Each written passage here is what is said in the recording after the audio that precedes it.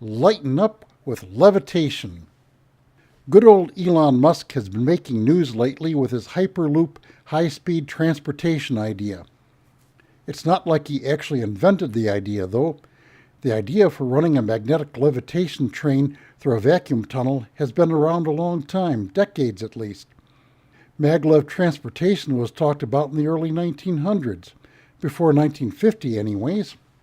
You can also levitate stuff with sound, light, air, electrostatics, electromagnetism, both diamagnetically and electrodynamically, or if you just want to levitate really tiny little things, you can just use the Casimir force. But that's all proper sciencey levitation. Anybody can do that kind. The other kind needs special skills, occult skills. Take walking on water, for example. Liquid water, not the frozen kind.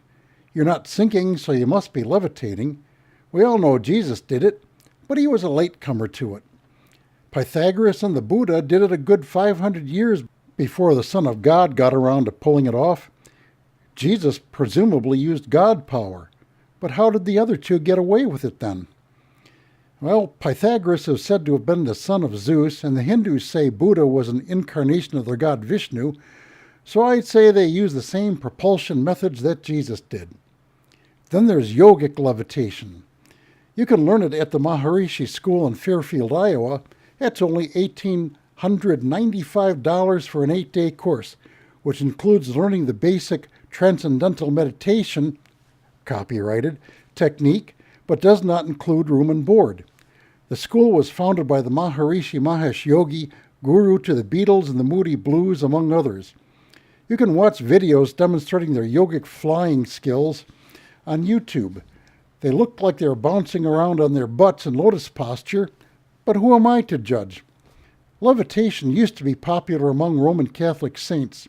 St. Francis of Assisi, the patron saint of animals, merchants, and, more recently, ecology, was frequently seen suspended above the earth, often to a height of 3 or 4 cubits.